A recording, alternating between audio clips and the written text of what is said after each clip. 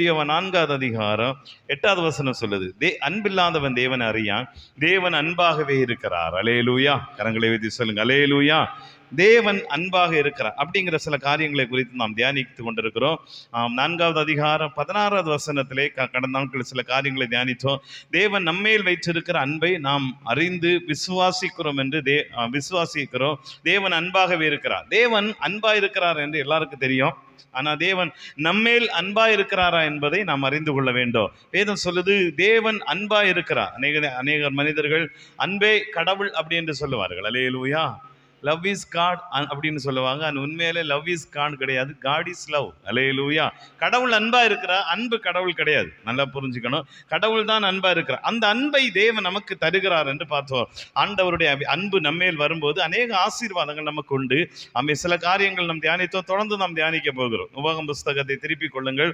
அதிலே ஆண்டவருடைய வார்த்தை எழுதப்பட்டிருக்கிறது. உபாகம புஸ்தகம் 7வது அதிகாரத்தை திருப்பிக் கொள்ளுங்கள். அதிலே 8வது வசனத்தை நீங்கள் வாசிக்கும் போது அன்பினாலே கடவுள் செய்யக்கூடிய சில ஆசீர்வாதங்களை குறித்து நாம் தியானித்துக் கொண்டிருக்கிறோம். இங்கு எழுதப்பட்டிருக்கிறது, அன்பினால் கடவுள் நமக்கு என்ன ஆசீர்வாதம் தருகிறார். கர்த்தர் உங்களில் அன்பு கூர்ந்ததினாலும் உங்கள் பிதாக்களுக்கு இட்ட ஆணையை காக்க வேண்டும் என்பதனாலும் கர்த்தர் பலத்த கையினால் உங்களை புறப்பட பண்ணி அடிமைதன வீடாகிய எகிப்து நின்றும் அதன் ராஜாவாகிய பார்வோன் கை நின்றும் உங்களை மீட்டு கொண்டார் அப்படி என்று எழுதப்பட்டிருக்கிறது. ஆண்டவருக்கு மகிமை உண்டாகட்டும். பைபிள் என்ன சொல்லுது? ஆண்டவருடைய வார்த்தை என்ன சொல்லுது? கர்த்தர் உங்களில் அன்பு கூர்ந்ததினாலும் உங்கள் பிதாக்களுக்கு இட்ட ஆணையை காக்க வேண்டும் என்பதனாலும் கர்த்தர் பலத்த கையினாலும் உங்களை புறப்பட பண்ணி அடிமைதன வீடாகிய எகிப்து நின்றும் அதன் ராஜாவாகிய பார்வோனின் கை நின்று உங்களை மீட்டு கொண்டார். பைபிள் என்ன சொல்லுதுன்னா, அன்பு கூர்ந்ததினால இஸ்ரவேலரை எகிப்திலிருந்து ஆண்டவர் விடுவித்தார். அதிலும் அழகா எழுதப்பட்டிருக்கிறது, அடிமைதன வீடாகிய எகிப்து, 2வது ராஜாவாகிய பார்வோன். 2 காரியம் சொல்லப்பட்டிருக்கிறது. ஒன்று அடிமை வீடாகிய எகிப்திலிருந்து, 2வது அடிமைப்படுத்தின ராஜா. அல்லேலூயா. 2 காரியம். ஒன்று அடிமைப்படுத்துகிற இடம், 2வது அடிமைப்படுத்துகிற மனிதன். 2 காரியம் சொல்லுது. கடவுள் சொல்லுகிறார், ஒரு மனிதன் மேல் ஆண்டவர் நேசம் வைத்தால் அந்த மனிதனை இந்த உலகத்தில் எதுவும் அடிமைப்பட விடுவதில்லை, எந்த மனிதனையும் அவனை அடிமை கொள்ளுவதற்கு விடுவதில்லை. கர்த்தருக்கு ஸ்தோத்திரம். அல்லேலூயா. யாரையும் அடிமைப்படுத்துவதற்கு ஆண்டவர் அனுமதி தரவே இல்லை. யாரையும் எந்த ஒரு மனிதனும் இன்னொரு மனிதன் அடிமைப்படுத்த வேண்டும் என்றால் பைபிள் அதற்கு அதிகாரமே கிடையாது. எல்லாரும் ஒன்று அப்படி என்று பைபிள் சொல்லுது. எல்லாரும் ஒரு தெய்வத்தால் உருவாக்கப்பட்டவர்கள். எல்லாரும் தேவனுடைய பார்வையிலே ஒன்றுதான். உயர்ந்தவன், தாழ்ந்தவன், பெரியவன், கீழானவன் ஒன்றும் கிடையாது. எல்லாருமே கடவுளுடைய பார்வையில் ஒன்றுதான். அதனால அடிமைதனம் என்கிறதை கடவுள் அருவருக்கிறார். அடிமைதனம் எங்க வருதோ அங்க ஆண்டவர் கிரிய செய்வார். அல்லேலூயா. கரங்களை வைத்து சொல்லுங்க பார்க்கலாம். அல்லேலூயா. எகிப்தில் இருந்த பார்வோனை ஆண்டவர் கடினப்படுத்தினார் என்று எழுதப்பட்டிருக்கிறது. ஆண்டவர் தான் அவனை கடினப்படுத்தினார். 10 முறையும் கடவுள் தான் அவனை கடினப்படுத்தினார். சில நேரங்களிலே அவனுடைய மனது இறங்குகிறது. நீங்க போங்கன்னு சொல்லுவான். போங்கன்னு சொன்னதுக்கு அப்புறம் ஆண்டவர் அவனை கடினப்படுத்தினார். காரணம் என்ன தெரியுமா? வேதம் சொல்லுது, அவர்களை அடிமைப்படுத்தினதுனா, ஒரு மனிதனை ஒருத்தர் அடிமைப்படுத்தினானா அந்த மனிதனுக்காக கடவுள் வழக்காடுவார். யாரெல்லாம் நம்புறீங்க? அல்லேலூயா. அடிமைப்படுத்துகிற மனிதனுக்காக, அடிமைப்படுகிற மனிதனுக்காக அடிமைப்படுத்துகிறவனை ஆண்டவர் படுத்துவார். நம்புறீங்களா? அவனை பாடுபடுத்துவார். அதான் உண்மை. ஏன்னா பைபிள் எழுதப்பட்டிருக்கு, கடினப்படுத்தி அவன் அழிகிற வரைக்கும், அவனுடைய சன்னதி அழிகிற வரைக்கும். அது மாத்திரமில்ல, இவன் அனுப்பிவிட்ட பிற்பாடும் அந்த சமுத்திரத்திலே அவர்களை மொத்தமா அழிக்கிற வரைக்கும் கடவுள் விடல. ஏன்னா இவர்களை அடிமைப்படுத்தினதின் பழி வாங்கினார் என்று எழுதப்பட்டிருக்கிறது. பைபிள் நமக்கு கற்றுக் கொடுக்கிறது, ஒருத்தனை கடவுள் நேசித்தாருன்னா அவனை கடவுள் விடுவிப்பார். நம்புறீங்களா? தேவன் விடுதலை ஆக்குறதுக்கு பைபிள் நமக்கு கற்றுக் கொடுக்கிறது. ஆண்டவருடைய அன்பு தான் நமக்கு ரொம்ப முக்கியம். நம்ம பெரிய திறமசாலி என்கிறதுக்காகவோ, பெரிய ஜப வீரர் என்பதற்காகவோ, பெரிய விசுவாசி என்பதற்காகவோ நம்மை ஆண்டவர் விடுதலை ஆக்கல. சோத்திரம். வேதம் சொல்லுது, தேவன் நம்மை நேசித்ததினால். அல்லேலூயா. ஆண்டவருடைய வசனம் பல இடங்கள் எழுதப்பட்டிருக்கிறது. நீங்கள் உங்கள் கிரியைகளினால் கடவுள் உங்களை ரட்சிக்காமல் அவருடைய கிருபையினால் ரட்சித்தார். நம்மை தேவன் விடுதலையாக்குறது, நம்மை தேவன் மீட்டெடுத்தது, நம்மை தேவன் காப்பாற்றுவது எல்லாமே கடவுள் நம்மை நேசிப்பதனால். கடவுள் நம்மை நேசிப்பதனால். அதிலும் நீங்கள் வேதம் சொல்லுது, கடவுள் ஒருத்தனை நேசித்தா அவன் எப்படிப்பட்ட அடிமைதனத்தில் இருந்தாலும் அவனை தேவன் வெளியே கொண்டு வருவார். யாரெல்லாம் நம்புறீங்க? அல்லேலூயா. ஆண்டவருடைய நேசம் ஒரு மனிதனுக்கு கிடைக்கும்னா அவன் எப்படிப்பட்ட அடிமை நிலத்தில் இருந்தாலும் அவனை ஆண்டவர் விடுவித்து அவனை ரட்சிப்பார். அடுத்தது ஏசாயா புஸ்தகத்தை திருப்பிக் கொள்ளுங்கள். அதுல ஆண்டவருடைய வசனம் சொல்லுது, ஆண்டவர் அன்பு கூர்ந்ததினால் என்ன நடக்கிறது. 63வது அதிகாரம் 9வது வசனத்தை நீங்கள் திருப்பிக் கொள்ளுங்கள். ஆமென். 63:9 வசனத்தை எடுத்துக்கொள்ளுங்கள். அங்கு எழுதப்பட்டிருக்கிறது, அவர்களுடைய எல்லா நெருக்கத்திலும் அவர் நெருக்கப்பட்டார், அவருடைய சமூகத்தின் தூதனானவர் அவர்களை ரட்சித்தார், அவர் தமது அன்பு நிமித்தமும் தமது பரிதாபத்து நிமித்தமும் அவர்களை மீட்டு பூர்வ நாட்களில் எல்லாம் அவர்களை தூக்கி சுமந்து வந்தார். ஆண்டவருடைய வார்த்தை அடுத்து என்ன சொல்லுது பாருங்க.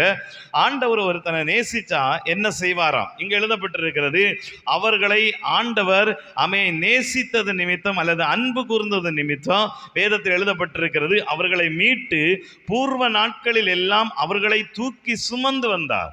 ஆண்டவர் ஒரு காரியத்தை சொல்லுகிறார், ஒரு மனிதனை ஆண்டவர் நேசித்தாருன்னா அவனுடைய வழிகளில் எல்லாம் ஆண்டவர் அவனை தூக்கி சுமப்பார். யாரெல்லாம் நம்புறீங்க? அல்லேலூயா.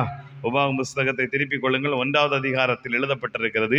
உபாகம புஸ்தகம் 1வது அதிகாரத்தை நீங்கள் வாசிக்கும் போது அங்க ஆண்டவருடைய வார்த்தை என்ன சொல்லுது. மோசே சொல்லுகிறார், இஸ்ரவேலை பார்த்து ஆண்டவர் உங்களை எப்படி கொண்டு வந்தார். 31வது வசனம் சொல்லுது, ஒரு மனிதன் தன் பிள்ளையை சுமந்து கொண்டு போவது போல் நீங்கள் இவ்விடத்திற்கு வருகிற வரைக்கும் நடந்து வந்த வழிகள் எல்லாவற்றிலும் உங்கள் தேவனாகிய கர்த்தர் உங்களை சுமந்து கொண்டு வந்ததை கண்டீர்களே. ஆண்டவருடைய வார்த்தை என்ன சொல்லுது பாருங்க. ஆண்டவர் சொல்லுகிறார், ஒரு மனிதனை ஒரு மனிதன் தன்னுடைய பிள்ளையை சுமந்து கொண்டு வருவது போல் இவ்விடத்திற்கு வருகிற வரைக்கும் கிட்டத்தட்ட 40 வருடங்கள் ஆண்டவர் அவர்களை சுமந்து வந்தார் என்று எழுதப்பட்டிருக்கிறது. அவர்களை எங்க சுமந்து வந்தார்? Praise the lord. அல்லேலூயா. அவங்க நடந்து வந்தாங்களா இல்ல கடவுள் சுமந்து வந்தாரா? கடவுள் தான் சுமந்தார். அப்படின்னா அதனுடைய அர்த்தத்தை நாம் புரிந்து கொள்ள வேண்டும். கடவுள் தான் அவர்களை வழி நடத்தி வந்தார். பல பிரச்சனைகளிலும் பாடுகளிலும் அவங்க நடந்து வந்த வழிகள் ரொம்ப மோசமானது. வழிகளிலே தண்ணி கிடையாது, வழிகளிலே சாப்பாடு கிடையாது. ஆனா 40 வருஷமும் இந்த வழிகளில் எல்லாம் கடவுள் அவர்களை நடத்தி வந்தார். அதுதான் சுமந்து கொண்டு வந்தார் என்று எழுதப்பட்டிருக்கிறது. இந்த சூழ்நிலைகள் எல்லாவற்றையும் கடந்து போக பண்ணினார். இந்த சூழ்நிலைகள் எல்லாவற்றையும் தாண்ட செய்தார். நம்ம பாதைகளில் ஆண்டவர் ஒரு காரியத்தை சொல்லுகிறார், உங்க வழிகளில் எல்லாம் நீங்க நடக்கிற வழி ஒருவேளை வியாதியின் வழியா இருக்கலாம், நீங்க நடக்கிற வழி ஒருவேளை உபத்திரவத்தின் வழியா இருக்கலாம், நீங்க நடக்கிற வழி ஒருவேளை பாடுகளின் வழியா இருக்கலாம், நீங்க நடக்கிற வழி ஒருவேளை கண்ணீரின் வழியா இருக்கலாம். இந்த வழிகளை தாண்டக்கூடிய ஒரு அனுபவத்தை ஆண்டவர் தருகிறார். இந்த வழிகளிலே உங்களை தாண்ட வைப்பார். அதுதான் சுமந்து கொண்டு வருகிற அனுபவம். இந்த பாதையை நீங்க தாண்டுவீர்கள். Price the lord. அல்லேலூயா. வனாந்தரத்தை தாண்டினார்கள், கசப்பை தாண்டினார்கள், தண்ணி இல்லாத சூழ்நிலையை தாண்டினார்கள், அப்புறமா சாப்பாடு இல்லாத சூழ்நிலையை தாண்டினார்கள். 40 வருஷம். அவங்களுக்கு 40 வருஷம், நமக்கு ஆயுள் புள்ளா. யாரெல்லாம் நம்புறீங்க? அல்லேலூயா. நம்முடைய ஆயுசு முழுவதும் தேவன் நம்மை சுமந்து வருவா. அப்படியே நீங்க 63வது புஸ்தகத்துக்கு வாங்க. ஏசாயா 63ல என்ன எழுதப்பட்டிருக்கு பாருங்க. ஏன் ஆண்டவர் சுமந்து வருகிறார் என்பதன் அடையாளத்தையும் இந்த இடத்துல காரணத்தையும் சொல்லுகிறார். 9வது வசனம் சொல்லுது, அவர்களுடைய எல்லா நெருக்கத்திலும் அவர் நெருக்கப்பட்டார், அவருடைய சமூகத்தின் தூதனானவர் அவர்களை ரட்சித்தார். அவர்களுடைய எல்லா நெருக்கத்திலும் அவர் நெருக்கப்பட்டார். கர்த்தர் நெருக்கப்பட்டார் என்று எழுதப்பட்டிருக்கிறது. 63:1 நீங்கள் வாசித்தால் அதில் பின்பகுதி சொல்லுது, தமது மகத்தான வல்லமையினாலே எழுந்தருள் அருளினோருமாய் வருகிற இவர் யார்? சொல்லுது, நீதியாய் பேசி ரட்சிக்க வல்லவராகிய நான் தானே. ஆண்டவர் சொல்றாரு, கடவுளை குறித்து சொல்லுகிறார். இது யாரு? அவர் சொல்றார், நான் தானே. அவர் திருப்பி பேசும்போது என்ன எழுதப்பட்டிருக்கிறது? அவர்களுடைய எல்லா நெருக்கத்திலும், அவங்க பட்ட எல்லா பாடுகளிலும் இவரும் பாடுபட்டாராம். அல்லேலூயா. அப்ப அதனுடைய அர்த்தம் என்ன? அவர்கள் கண்ணீர் வடிக்கும் போது இவர் கண்ணீர் வடிக்கிறார், அவர்கள் கஷ்டப்படும் போது இவர் கஷ்டப்படுகிறார், அவர்கள் வேதனைப்படும் போது இவர்கள் வேதனைப்படுகிறார். அவர்களுடைய கஷ்டத்தை தன்னுடைய கஷ்டமா நினைக்கிறார். அல்லேலூயா. அதான் உண்மை. இந்த இடத்துல சொல்லப்படுகிற வார்த்தையின் அர்த்தத்தை புரிஞ்சுக்கணும். நம்ம ஒரு பாடுபடுறோம்னா, நம்ம ஒரு கஷ்டப்படுறோம்னா, நம்ம வேதனைப்படுறோம்னா, நம்ம இல்லை, நமக்கு பதிலாக கடவுள் வேதனைப்படுகிறார். அல்லேலூயா. அவைகளை தேவன் அறிந்திருக்கிறார், அவைகளை தேவன் புரிந்திருக்கிறார். அதனால தான் இந்த இடத்துல ஆண்டவர் சொல்லுகிறார், அவர்களுடைய எல்லா நெருக்கத்திலும் அவர் நெருக்கப்பட்டார், அதனால அவர்களை ரட்சித்தார். அந்த அன்பு அவர்களை தூக்கி சுமக்க வைத்தது. நம்ம புரிஞ்சுக்கிட்டாதான் நமக்கு உதவி செய்ய முடியும். சொல்லுங்க பார்க்கலாம். அல்லேலூயா. உங்களை புரிஞ்சிக்காதவங்க யாரும் உங்களுக்கு உதவி செய்யவே மாட்டாங்க. அவங்களுக்கு அது உங்களை பார்த்தா அவங்க சொல்ல நியாயமா இருக்கும். அல்லேலூயா. நம்ம ஊர்ல ஒரு பழமொழி சொல்லுவாங்க, காய்ச்சலும் தலைவலியும் வந்தாதான் அருமை தெரியும். அல்லேலூயா. வரலன்னா சரி சாதாரண ஒரு பல்லு வலி வைங்க, என்னடா பெரிய பல்லு வலிம்போ. ஆனா தனக்கு வந்தாதான் ஐயோ அப்போன்னு சத்தம் போடுவோம். அல்லேலூயா. அப்பதான் பலருக்கு புரியும். சோத்திரம். அல்லேலூயா. நீங்க படுகிற பாடுகள், நீங்க படுகிற கஷ்டங்கள் எல்லாருக்கும் புரியாது.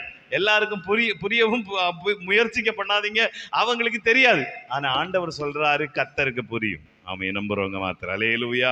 நம்ம எவ்வளவு வேதனைப்படுறோம், எவ்வளவு நொறுக்கப்படுகிறோம், எவ்வளவு அடிக்கப்படுகிறோம், எவ்வளவு கஷ்டப்படுகிறோம், எவ்வளவு சில பிரச்சனைகளை தாண்டுகிறோம் என்பது யாருக்கும் தெரியாது. ஆனா கர்த்தர் சொல்றார், அவர்களுடைய நெருக்கத்திலே அவரும் நெருக்கப்பட்டார். ஆமென். நம்முடைய கஷ்டத்தை அவர் கஷ்டமாய் அனுபவிக்கிறார், ஏற்றுக்கொள்ளுகிறார். அதனுடைய சரியான டெபனிஷனா புரிந்து கொள்ளுகிறார். நான் ஒரு சின்ன பிரச்சனையா இருக்கலாம், ஆனா என்னுடைய மனசு வேதனைப்படுவதை இயேசு புரிந்து கொள்வார். அதைத்தான் இங்க சொல்ல வர்றாரு. அப்ப புரிஞ்சுக்கிட்டாருன்னா கண்டிப்பா உங்களை தூக்கி சுமப்பார். அவன் புரிஞ்சுக்கிட்டாருன்னா கண்டிப்பா உங்களை தாண்ட வைப்பா. அவன் புரிஞ்சுக்கிட்டாருன்னா கண்டிப்பா நீங்க சில பிரச்சனையை தாண்டுவீங்க. எகிப்திலிருந்து இஸ்ரவேல் வரும்போது அவங்க யுத்தத்தை கண்டு மனமடிவார்கள் என்று சொல்லி அவர்களை சுத்தி நடக்க பண்ணினார். பைபிள் அப்படிதான் சொல்லுது. அப்படின்னா அவர்களை ஆண்டவர் புரிந்து கொண்டார். அதனால தான் வனாந்தரத்திலையும் எல்லா இடங்களிலும் நடத்தி வரும்போது கடவுளே அவர்களை தூக்கி கொண்டு போறார். Praise the lord. அல்லேலூயா. அவர்களுக்கு ஒரு கஷ்டமும் இல்லைங்க. காலையில மேக சம்பவம், ராத்திரி ஈபி பில்லு கட்டண்டா. அல்லேலூயா. அக்னி சம்பவம். Price the Lord. காலையில மேக சம்பவம், கொடையும் வேண்டாம், ஒண்ணும் வேண்டாம், அவன் எதுவும் வேண்டாம், அழகா நடந்து போலாம். இரவுல அக்னி ஸ்தம்பம், அவங்களுக்கு வெளிச்சம் கிடைச்சிருச்சு. அவன் காலையில சாப்பாடு, தேவைப்படும் போதெல்லாம் தண்ணி. இதுக்கு மேல என்ன வேணும் ஒருத்தனுக்கு? அல்லேலூயா. பாதி பேர் வாழ்வதே அரைச்சான வயிற்றுக்கு தான். சோத்திரம். அல்லேலூயா. அரைச்சான வயிற்றுக்குள்ள பிரச்சனையை கடவுளை தீர்த்துட்டாரு. தீர்த்ததுக்கு அப்புறம் அவர்களுக்கு என்ன வேணும்? 40 நாள் இருந்ததுதான் வனாந்தரம், ஆனா 40 நாளும் சொர்க்கம். அல்லேலூயா. இருக்கீங்களா? கைகளை வைத்து சொல்லுங்க பார்க்கலாம். அல்லேலூயா. என்னுடைய பார்வையிலே சொர்க்கம். அவருக்கு போகிற இடத்துல எல்லாம் இயேசுவே கூட வந்தாரு. சுத்தி பாதுகாப்பு, ஒரு பிரச்சனையும் இல்லை. 40 வருஷம் போற வரைக்கும் ஒரு குறைவும் இல்லை. அப்படின்னா இதை போல ஒரு ஆசீர்வாதம் இல்லையே. Praise God. அல்லேலூயா. கடவுள் நம்ம கூட இருப்பதே நமக்கு பெரிய ஆசீர்வாதம். யாரெல்லாம் நம்புறீங்க? ஆமென். அல்லேலூயா. ஆண்டவர் நமக்காக செயல்படுவதே பெரிய ஆசீர்வாதம். இங்க அதிலும் மேன்மையாய் கர்த்தர் சொல்றாரு, நான் அவைகளை புரிந்து கொள்கிறேன். புரிந்து கொண்டதனால் ஆண்டவர் அந்த அன்பு நிமித்தமாய் நம்மை தூக்கி சுமக்கிறார். அடுத்து வெளிப்படுத்தின விசேஷத்தை திருப்பிக் கொள்ளுங்கள். 1வது அதிகாரம் அதிலே 6வது வசனத்தை திருப்பிக் கொள்ளுங்கள். கடவுளுடைய அன்பு நமக்கு என்ன செய்கிறது? கடவுளுடைய அன்பு செய்கிற அடுத்த ஒரு ஆசீர்வாதம். வெளிப்படுத்தின விசேஷம் 1வது அதிகாரம் 6வது வசனத்தில் எழுதப்பட்டிருக்கிறது, நம்மிடத்தில் அன்பு கூர்ந்து தமது இரத்தத்தினாலே நம்முடைய பாவங்களற நம்மை கழுவி தம்முடைய பிதாவாகிய தேவனுக்கு முன்பாய் நம்மை ராஜாக்களும் ஆசாரியர்களும் ஆக்கின அவருக்கு மகிமையும் வல்லமையும் என்றென்றைக்கும் உண்டாயிருப்பதாக. கர்த்தருக்கு மகிமை. பைபிள் என்ன சொல்லுது? நம்மிடத்தில் அன்பு கூர்ந்து தமது இரத்தத்தினாலே நம்முடைய பாவங்களற நம்மை கழுவி. அப்போ கடவுள் நம்மை கழுவுனதற்கான முக்கியமான காரணம் வேதம் சொல்லுகிறது, நம்மேல் அன்பு வைத்ததனால். அல்லேலூயா. எல்லாரும் ரட்சிக்கப்பட வேண்டும், எல்லாரும் பரலோகத்துக்கு போக வேண்டும் என்று ஆண்டவர் விரும்புகிறார். யாரெல்லாம் நம்புறீங்க? அல்லேலூயா. ஒரு வாலிப சகோதரன் வந்து கேட்ட, ஆண்டவரே நித்திய ஜீவனை சுதந்திரித்துக் கொள்வதற்கு நான் என்ன செய்யணும்? அப்போ ஆண்டவர் அவனுக்கு சில கட்டளைகளை கொடுத்தார். மார்க் எழுதின சுவிசேஷம் 10வது அதிகாரத்தை நீங்கள் வாசிக்கும் போது அதில் எழுதப்பட்டிருக்கிறது 17வது வசனம், முழங்கார்படியிட்டு நல்ல போதகரே நித்திய ஜீவனை சுதந்திரித்துக் கொள்ளும்படி நான் என்ன செய்ய வேண்டும்? அதற்கு இயேசு சொன்னாரு, 19வது வசனத்தை நீங்கள் வாசித்தார், சில கட்டளைகளை சொன்னாரு. இதெல்லாம் பண்ணு, இதெல்லாம் செய்யக்கூடாதோ அதெல்லாம் செய்யாத அப்படின்னு சொல்லும்போது அவன் சொல்றான், போதகரே இவைகள் எல்லாம் என் சிறு வயது முதல் நான் கை கொண்டிருக்கிறேன். அப்ப அடுத்த ஆண்டவர் சொல்றாரு, இயேசு அவனை பார்த்து அவனிடத்தில் அன்பு கூர்ந்து. அல்லேலூயா. ஸ்தோத்திரம். அல்லேலூயா. இயேசு அவனை பார்த்து அவனிடத்தில் அன்பு கூர்ந்தார். அவன் வேதம் சொல்லுது, இயேசு அவனை பார்த்து எல்லாத்தையும் சரியா செஞ்சுட்டு இருக்கிறான், எல்லாத்தையும் கடைபிடிச்சிட்டு இருக்கிறான். ஆனா பரலோகத்துக்கு போறதுக்கு ஒரு குறை இருக்கு. அல்லேலூயா. இப்ப கர்த்தர் சொல்றாரு, உன்னிடத்தில் ஒரு குறைவு இருக்கு, எல்லாத்தையும் கடைபிடிச்சிட்டப்பா, நல்ல பையன், நீ எல்லாத்தையும் சரியா பண்ணி இருக்கிற. 20 சிறு வயதில் இருந்து இவ்வளவு நாள் வரைக்கும் சரியா தான் பண்ணிட்டு இருக்க. ஆனா ஒரே ஒரு குறை உன்னை பரலோகத்துக்கு போக விடாம தடுக்குது. அதனால அதை நீ நிவர்த்தி பண்ணு. அல்லேலூயா. இப்ப கடவுள் நமக்கு, வேதம் நமக்கு சொல்லுது, கடவுள் நம்ம எல்லாரும் பரலோகத்துக்கு போகணும்னா விரும்புறாரு, எல்லாரும் ரட்சிக்கப்படணும் விரும்புறாரு, எல்லாரும் தேவ ராஜ்யத்தை அடைய வேண்டும் என்று விரும்புகிறார். ஆனா ஏன் நம்முடைய குறைகளை கடவுள் சுட்டி காட்டுகிறார்? அந்த குறையின் நிமித்தம் நம்ம நரகத்துக்கு போயிடக்கூடாது. அல்லேலூயா. எல்லாத்தையும் செஞ்சுட்டு லாஸ்ட்ல நித்திய ஜீவனை இழந்துட்டு போனா ஒரு பிரயோஜனம் இல்லை. அல்லேலூயா. Price the lord. அல்லேலூயா. 60 வருஷம் 70 வருஷம் கத்தர்க்காய் வாழ்ந்து கடைசி நேரத்தில் நாம் ஆண்டவரை விட்டுட்டு போயிட்டானா ஒரு பிரயோஜனம் இல்லை. அதனால ஆண்டவர் சொல்றாரு, தேவன் நம்மேல் அன்பு கூர்ந்து தமது இரத்தத்தினாலே நம்முடைய பாவங்களை கழுவ விரும்புகிறார். நம்முடைய இரத்தத்தினாலே நம்முடைய பாவங்களை கழுவி அவன் இன்னொரு காரியத்தை செய்கிறார். தேவனுக்கு முன்பாக நம்மை நிறுத்தும் போது எப்படி நிறுத்த விரும்புகிறார்? ராஜாக்களாகவும் ஆசாரியர்களாகவும் அவன் நம்மை பிதாவாகிய தேவனுக்கு முன்பாக நிறுத்த விரும்புகிறார். பைபிள் நமக்கு கற்றுக் கொடுக்கிறது. ஏன் அடிக்கடி ஆண்டவர் நம்மிடத்துல வந்து ரட்சிக்கப்படும், மனம் திரும்பு, பாவங்களை விட்டு திருந்து அவன் என்கிட்ட வா அப்படின்னு சொல்றாருன்னா, நம்ம எல்லாரையும் ஆண்டவர் ஒரு நாள் ஒரு ஆள்கிட்ட கொண்டு நிறுத்த போறாரு. அல்லேலூயா. தேவ ராஜ்யத்தில் கொண்டு நிறுத்த போறார். அப்போ நம்முடைய பாவங்கள் நமக்கு தடையா இருக்கிறது. அதனால அதை நம்மை விட்டு அகற்றி நம்முடைய பாவங்களை நம்மை விட்டு கழுவி தான் நிறுத்த முடியும். Amen. Praise the lord. Alleluia. அது ஏன் செய்கிறாருன்னா, இந்த வசனத்தில் அழகாக எழுதப்பட்டிருக்கிறது, நம்மை நேசிக்கிறார். ஆமென். அல்லேலூயா. பெரிய துன்மார்க்கனா இருப்பான், ஆனா அவனும் இயேசுவை அறிந்து கொள்ள வேண்டும். Praise the lord. அல்லேலூயா. நரகத்துக்கு பாத்திரனா இருப்பான், அவனும் இயேசுவை அறிந்து கொள்ளணும். இயேசு அவனை பார்த்து சொல்லுவாரு, இவனுக்காகவும் நான் ரத்தம் சிந்தினேன். அல்லேலூயா. இவனுக்காகவும் நான் மரித்தேன், இவனுக்காகவும் நான் அடிக்கப்பட்டேன். யாரையும் நீங்க தள்ளிவிட முடியாது. Praise the lord. அல்லேலூயா. யாரையும் நீங்க தள்ளிவிட முடியாது. அந்த மனிதனுக்காகவும் இயேசு அடிக்கப்பட்டார். யாரெல்லாம் நம்புறீங்க? அல்லேலூயா. வேதம் சொல்லுது, இந்த உலகத்துல எல்லாரும் ரட்சிக்கப்பட விரும்புகிறார். அப்ப தேவனுடைய அன்பு நம்மை ராஜாக்களாய் ஆசாரியர்களாய் மாற்ற விரும்புகிறது. கைகளை உயர்த்தி சொல்லுங்க அல்லேலூயா. ஆண்டவருடைய இரத்தத்தினால் கழுவப்படுறதுக்கு முன்னாடி நீங்களும் நானும் பாவிகள், நீங்களும் நானும் பிரயோஜனமற்றவர்கள், நீங்களும் நானும் எதற்கும் உதவாதவர். ஆனா இரத்தத்தினால் கழுவப்பட்ட நீங்களும் நானும் பாவி அல்ல. அல்லேலூயா. அநேகர் சொல்றதை கேட்டிருக்கிறேன், நான் பாவி, பயங்கர பாவி. அல்லேலூயா. பாவின்னு சொல்றதுல ஒன்றும் பிரச்சனை இல்லை. ஆனா நீங்க உங்க இருதயத்துல இரத்தத்தினால் கழுவப்பட்டீங்கன்னா ஒன்று புரிஞ்சுக்கணும், இயேசு உங்களை பரிசுத்தமாய் மாற்றி இருக்கிறார். இந்த வேதத்தில் எழுதப்படும் போது அவை பாவிகளுக்கு எழுதுகிறதாவது என்று சொல்லல, பரிசுத்தவான்களுக்கு எழுதுகிறதாவது. அல்லேலூயா. அப்படித்தானே இருக்கு நிருபங்கள்ல. நீதிமான்களுக்கு இரத்தத்தினால் கழுவப்பட்டவர்களுக்கு எழுதுகிறதாவது, பரிசுத்தவான்களுக்கு எழுதுகிறதாவது, அப்படிதான் நிருபம் சொல்லுது. அப்படின்னா நாம இரத்தத்தினால் கழுவப்பட்டிருந்தோம்னா வேதத்தில் அழகு எழுதப்பட்டிருக்கிறது, நாம எல்லாம் நீதிமான்கள். அதிலும் இந்த வசனத்துல இன்னொரு முக்கியமான காரியம் என்ன எழுதப்பட்டிருக்கு பாருங்க. 1வது அதிகாரம் 8வது வசனத்திலே, தமது இரத்தத்தினாலே நம்முடைய பாவங்கள் அற, ஆமே அப்படின்னு சொல்லப்பட்டு, அப்படியே முற்றிலும் அறுத்து போடக்கூடிய வல்லமை இரத்தத்துக்கு இருக்கிறது. அதனாலதான் வெளிப்படுத்தின 1:6 சொல்றாரு, ஆமே நம்மிடத்தில் அன்பு கூர்ந்து தமது இரத்தத்தினாலே நம்முடைய பாவங்கள் அற்று போக. அப்படின்னா ஒரு மனிதனை கடவுள் கழுவினாருன்னா அவனுடைய டோட்டல் பாவத்தையும் கர்த்தர் அவனை விட்டு அற்று போக பண்ணுவான். அதுதான் உண்மையான ரட்சிப்பு. ஆமே. அல்லேலூயா. இல்லை அப்பப்போ வந்துட்டு போறதெல்லாம் ரட்சிப்பு இல்லை. சிலர் ரட்சிக்கப்பட்டது மாதிரி இருக்கும், ரட்சிக்கப்படாதது மாதிரி இருக்கும். அது இல்லை. ஆமே. தேவன் ஒரு மனிதனை தொட்டாருனா, தேவன் ஒரு மனிதனை ரட்சித்தாருனா, இரத்தத்தினால் கழுவினாருனா அவன் முற்றிலும் விடுதலையாக்கப்பட்டவனா இருக்கிறான். அதனாலதான் ஆண்டவருடைய வசனம் சொல்லுது, இயேசு கிறிஸ்து ரத்தம் சகல பாவங்களை நம்ம விட்டு நம்மை சுத்திகரிக்கும். அல்லேலூயா.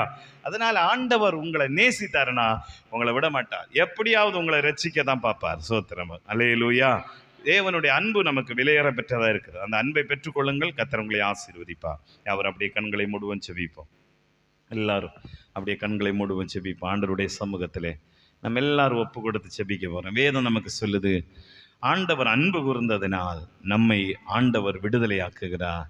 அடிமை தனத்திலிருந்து இயேசு நம்மை விடுதலையாக்குகிறார். தேவன் நம்மேல் அன்பு கூர்ந்ததினால் நம்முடைய எல்லா நெருக்கத்தினாலும் அவர் நெருக்கப்படுகிறார். நம்மை அவர் புரிந்து கொள்ளுகிறார். வேதம் சொல்லுது, ஆண்டவர் நம்மை புரிந்து கொள்ளுகிறார். ஆண்டவர் நம்மை புரிந்து கொள்ளுகிறார். ஹல்லேலூயா.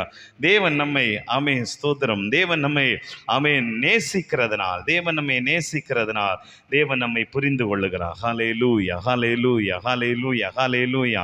நன்றி தகப்பனே. எல்லாரும் ஆண்டவருடைய சமூகத்தில் ஆமென் பிரைஸ் தி லார்ட். எல்லாரும் ஜெபிக்க போகிறோம் கர்த்தருடைய சமூகத்தில்.